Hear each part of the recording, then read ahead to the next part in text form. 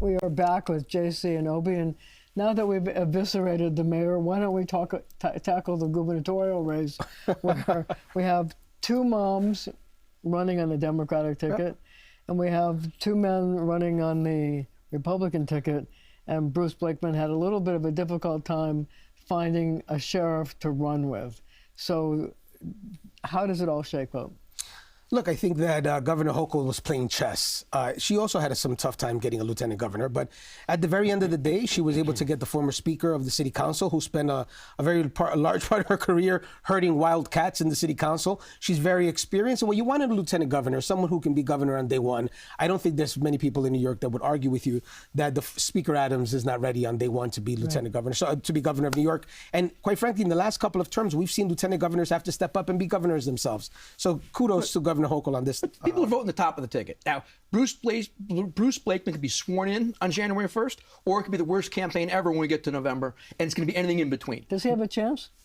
I think he's got a chance in the sense that with so much going on in New York City right now, and with any kind of uprising from the voters and what the spending is and what the city is right now under Mamdani, it's a negative. I think the brilliant thing that Hochul did was, by her being from Erie County and having a New York City elected official, former elected official. But if she agrees to a tax hike, is that going to make it more difficult for her to get elected? Absolutely. But that also could happen next year. She gets through this campaign, she doesn't have to worry about it at this point. So you say that she's going to say no taxes this year, but then raise taxes next year? She's in a campaign year right now. She's going to sit on her hands and not do anything that hurts her statewide at all until... But Michael Gennaro says maybe there's room for some tax raises on the wealthy. I think that would be a big mistake for Governor Hochul to do right now. Look, Governor Hochul's not going. I don't see a world where she raises taxes. If you talk to people in Albany, there seems to be a lot of support for taxing the wealthy, and so the question then becomes: okay, does the legislature say we believe in this? We're going to support the mayor in this and pass it, and force her to veto it, or do they take a lower profile and say, well, we'll wait till next year. They have to, Marsha. But let's not forget, Senator Gianaris was the one who led the fight against Governor Hochul when she wanted to replace Brian Benjamin when he got indicted. He has not been a friend of this governor. He's going to be a friend of Mamdani. He is either going to be a lobbyist or he's going to be somebody else who goes and works for Mamdani in City Hall. He has long time been associated with DSA and against the Democratic Party of New York State. He gets state senators elected, and he has also done things to only elect them in New York City, where he has more control than Long Island. I think we have to ask the question, will taxes, this is the key, taxes as a political issue in a gubernatorial race, does she do it? She doesn't. Or does the legislature force her hand to do it? Or do they say, wink, wink, we're not going to force your hand because we know that next year when you come back, you'll give us a tax. Look, and there'll be more. Let me please listen. The fact that she cannot raise taxes this time around, we know that she can. It'll be terrible if she does, because New York is already overtaxed. We feel the pressures, and quite frankly, you have a county executive who's running who hasn't raised taxes in Nassau County. When you go outside of New York City, a lot of people pay high property taxes, and it will not do well for Governor Hochul. So I think that the Senate and the Assembly are not going to do that to her this time around. But keep in mind that the biggest boogeyman that Bruce Blakeman is going to have to deal with is President Trump. I was going to get to that. President Trump is incredibly unpopular, Marsha. He's incredibly unpopular in New York. But in New York, what about the rest of the country? Yeah, but we don't vote by counties. There's no question Bruce Blakeman is going to win an overwhelming majority of the counties of New York. We vote by popular vote for governor. And popular vote here is going to be against the Republicans unless things change quickly. President Trump is very unpopular. And it's a midterm election where the president naturally loses seats in the Congress. So he's going up against the tide here, going up against the grain. And let's see what happens. I agree with you 100%. Don't forget, it's also every time that the president is the Republican, the Democrats have trouble, and the Democrats empower the Republicans. Exactly. They get the benefit of it. With that going forward, you're going to have a problem with Trump, no question, statewide. You're going to have a problem with the congressional races and what's going on there. The state Senate's going to be issues, and so is the Assembly. You're going to have more people elected for her next time around to give her pressure, where you're going to see, don't forget, the Senate puts their bills up, the upper house, lower house, they both put their bills up for the budget, and then Hochul puts hers out. She will have the control of the budget, and they will not force this down her throat. She will give in on other things, possibly. She will find ways to do what she can for daycare. She will do what she can for child care, which is a major issue for everybody across the state right now, but she's going to have to find a way to do it statewide where she benefits everybody and not just New York City. So let's talk about Bruce Blakeman for a second. And you raised the issue of him having a Trump problem. But Bruce Blakeman recently said when he was accepting the nomination for the Republican nomination that he said, I've got President Trump's back. Is that a mistake? I think it's a mistake in New York State. Look, in order to win in New York, you have to take a look at Charlie Baker in Massachusetts and other Republicans around the country that win in blue states.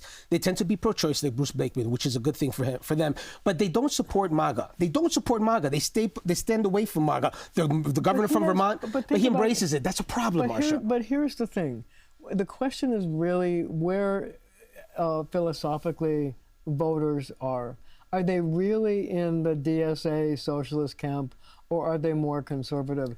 And if they are more conservative and they reject what they're seeing in New York City happening in terms of raising taxes or whatever, do they then say, well, Bruce Blakeman never raised taxes when he was Nassau County executive. He's a pro-choice Republican. He's a common sense Republican. And do they overlook his support of Donald Trump and Donald Trump's support of him because they're looking for somebody who's going to be a little bit more conservative? That's the question. We all know the ins and outs of all these candidates. What's going to be the question is what Hochul spends money on and what she's going to do to move the voters away from Bruce Blakeman. She's going to try to define Bruce Blakeman before he defines himself, whether it's her directly or it's independent. Well, the only group. way she's going to try to do it is to say he's the modern day Nassau County Donald Trump. That's a problem because, look, Governor Hochul is going to campaign as an Erie County Democrat who's a centrist. She has a lieutenant governor who's also a moderate centrist. You can't call her DSA Democrat. She's not. And she stood up to Mamdani, Mayor Mamdani, a couple of times already, and I think you're going to see more of that. And remember, she enjoys an advantage. She's the incumbent. She has a Democratic enrollment advantage. And the independents across New York, when you're asking about whether or not taxes and all that, that matters. But the one thing that's going to bring him down is the fact that he's MAGA. Another thing that I want to say, Marsha, before you come in, Obi, is this. President Trump in that meeting with Mayor Mamdani, fawning over Mayor Mamdani, single-handedly destroyed Congresswoman Stefanik's campaign. When he asked him, is he a jihadist? Is he this? Is he a communist? And he said, no, he's going to be great. You're going to be very impressed at how wonderful this guy is. That is going to be on the commercials nonstop every time you try to attack Governor Hochul with her allegiance to Mayor Mamdani the last time around. So the idea of using Mayor Mamdani as a piñata this time around, I think that President Trump completely deflated a whole. Are you going to be at the opening game for the Bills next year with the governor? Because we know next year in September, when they open the new stadium, the governor's going to be there, and she's going to be there the weekend before the election as much as she can. And hopefully they're not playing the Jets, the Giants, so she can be all about the Bills and not against the Jets or the Giants. She's going to hold down Erie County. But don't forget, when she was Erie County clerk, she was against driver's license for immigrants, for illegal immigrants. She was against, which Kathy Hochul will be running statewide against Bruce Blakeman. And will Bruce Blakeman and company define Kathy Hochul as somebody out of touch with all New Yorkers, or out of touch with just DSA, or turn off the base? What is going to be her problem? Can that work? Can that work? It can work to a point, because if the DSA voter and the excitement for her in New York City falls down, that and lessens, and there's not a turnout, that's what happens. We could go if she's enjoying so much, and she was playing chess last year by endorsing Mayor Mamdani. Mamdani's now endorsed her. He has now taken all of the crazy socialists off her back. She's smooth sailing into November. And I think that this lady's enjoying incumbency, majority enrollment. She has so much going for her. And unfortunately, Bruce Blakeman would, in any other universe, Obi, he would be the pro-choice Republican who happens to be moderate and has a good chance of bringing over independent voters, but has embraced himself and cloaked himself with MAGA. And MAGA is toxic in New York. And I think that's going to be his problem. Bruce Blakeman also has one major advantage that Lee Zeldin didn't. Bruce Blakeman has the Lee Zeldin map. He knows where Lee got his votes, where he didn't, what he has to do, and he can build on that and go against Kathy Hochul. That'll be a real question. So look, Bruce Blakeman, is he a more appealing candidate than Lee Zeldin, who, by the way, was basically a two-issue campaigner and it's a congestion pricing and bail reform, but came within 6 points of beating Kathy Hochul? Is Bruce Blakeman a better version of Lee Zeldin 2.0, or is he not? I know them both, and I will tell you the voters will decide in November. I'm not about to pick up the phone and have to deal with this when I walk off the set and have the answer on this one, because they're both. They both have their advantages. You had a former congressman, veteran, attorney. I mean, who's going to say anything wrong about Lee Zeldin as a candidate? His positions are MAGA-like, not mine. But Bruce Blakeman is an executive. Bruce Blakeman can say, I run an entire county, and I have executive experience, which is something Plus that he has a big. and he's pro-choice. Lee Zeldin was only a congressman. Bruce Blakeman is a county executive from Nassau County. He has appeal in Nassau and Suffolk, the counties to the north of New York City. That's all true. And Lee had a primary. He had to run to the right in the primary. There's no primary this time around. Yeah, but so I'm just saying there are different things that are in Bruce's benefit if he can do it. That's why I started this whole thing off by saying this could be the worst campaign ever, or Bruce Blakeman could be sworn in on January 1st as governor. And it's going to be in between there, but we don't know until we see who defines who in this race between Hochul and Blakeman, where Bruce goes upstate and where he can turn out any votes he's got to turn out, whether it be Erie County, whether it be Rochester, whether it be up in central New York or northern. The state is so vast. New York City is going to make the decision. New York City is going to make the decision.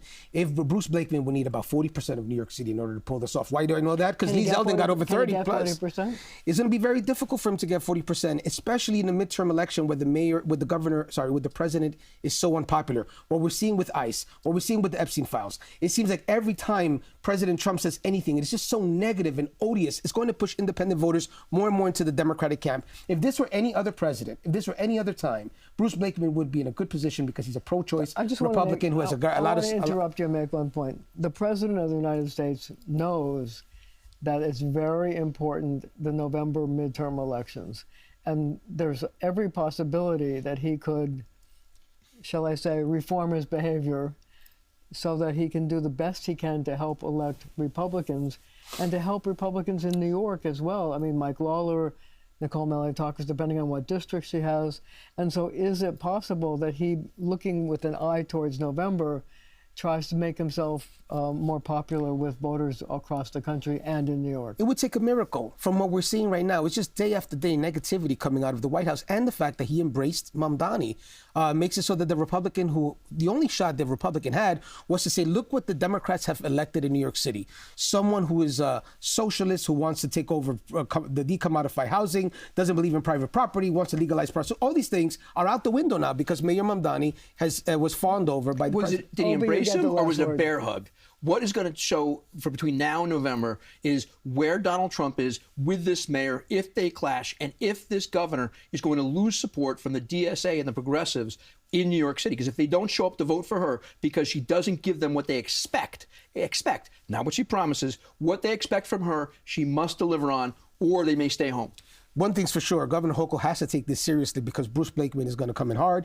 He's qualified. He's a pro-choice Republican who is an executive in Nassau County, which is a vote-rich county. So she has to take him seriously. Well, we're going to have a lot of months to discuss what they're doing and who defines who and everything like that. But right now, thank you both for joining me. Thank you.